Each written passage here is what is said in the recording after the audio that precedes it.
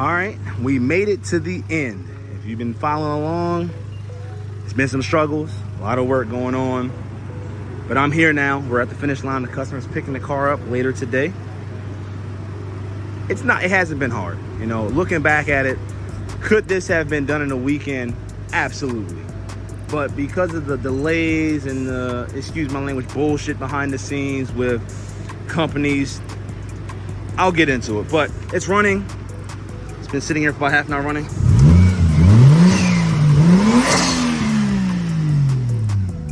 Hey, 1JZ sounds the best in my opinion. Y'all can hate me and flame me all you want, you 2J guys. I have a 2J too, but the 1J to me will always sound the best. But anyway, let's get into it. So, the customer's coming to pick the car up. He's happy with how it sounds, drives. I mean, it's a factory 4-speed auto for the moment. He's coming back to do a 256, bigger turbo, Haltech. He wants to do all that over the winter, but he wants to enjoy it for the time being. So, could you do this at home? Absolutely. I'm a DIYer like most of you guys watching this video. Could it have been done cheaper? Absolutely. I'm not going to deny it, but we did go with some quality parts here and there. You know, CX Racing might not be quality, but for a stock application, it gets it done. When he goes a bigger turbo, we'll have to revisit the intercooler because in the CX Racing kit, it is all 3-inch piping, and it's 3-inch piping throughout. The intercooler will probably be the restriction. So, yeah, that would probably be the only problem I would change. Factory AC works. Chase Bay's power steering kit, don't mind this. He doesn't have a hood prop, so exhaust pipe to the rescue. You know, Chase Bay's kit could have been cheaper. It could have just been, you know, got a Toyota reservoir and stuck it back there and made it work, but he wants to make it look sort of good. You know, do I think the blue is a little excessive? You be the judge. I mean, it's not too much blue.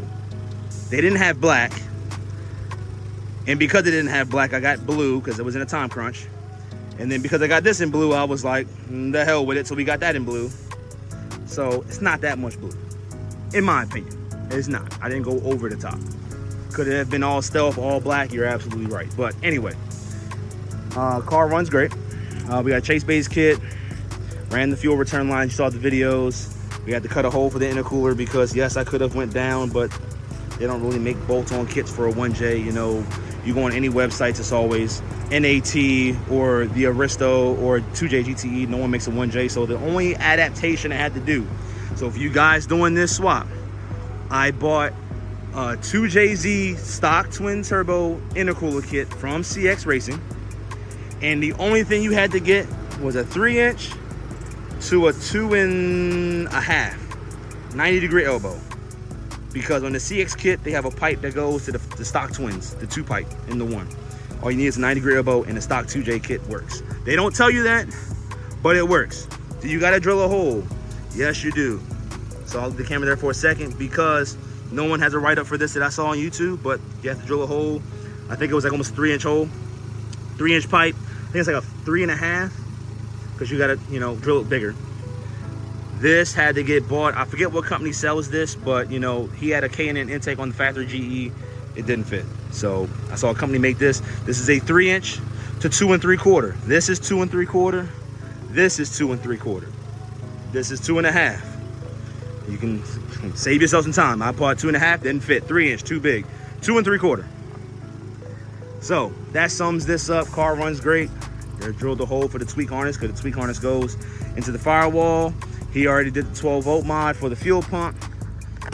It is a factory auto still.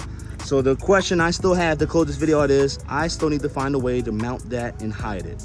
It's not long enough to fit in the glove box. You can't fit it behind the glove box because the blower motor, but I'll figure something out. He just said put it behind the carpet, but I'm kind of wary of that because of the heat. So we'll cross that bridge when we get there. All right. So yes, the check engine light is on. Do I know why? Yes, I do. Do I know how to fix it? No, I don't. So if you have a fix, please feel free to chime in and comment. Check engine light's on with the track light flashing, and it comes to a code 78. Fuel pump ECU is what it says. Now, I'm pretty sure the IS has a fuel pump ECU, and we are piggybacking off the IS ECU and the JDM ECU.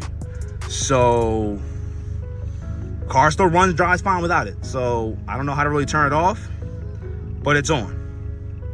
Other than that, the AC does work. But I think his factory ECU is fried, because when the car came to me, he said the car would randomly cut off. It would long crank to start, but when it did start, the throttle, the gas pedal didn't work. So he said when they did the exhaust on his car, they welded on the car and it arced the battery and blew some fuses. He replaced the fuses. The car would do some random wild things, i.e. this car almost left me on the side of the road because his gas gauge didn't work. He had a quarter tank and it was actually empty. Yeah, that's the kind of stuff I'm working with, because cruise control doesn't work. Now, Cam at Tweak said cruise control is supposed to work. The AC is supposed to idle up. It doesn't idle up, and you see how low it idles. But if you're driving, you turn the AC on, it is ice brisk cold in here. Outside of that, that's it.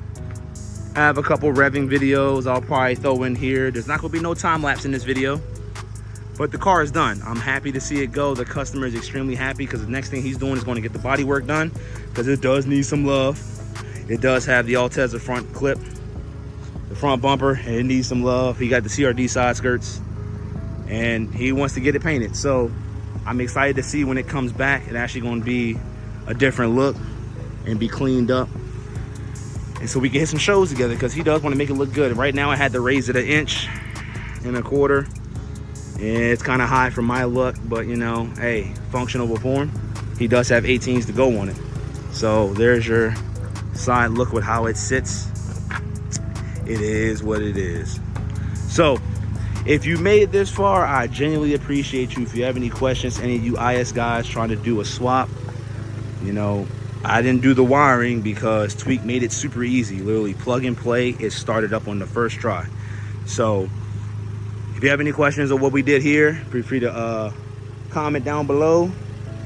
Follow me on Instagram, Mr._VIP West. I will answer any of your questions as much as I can.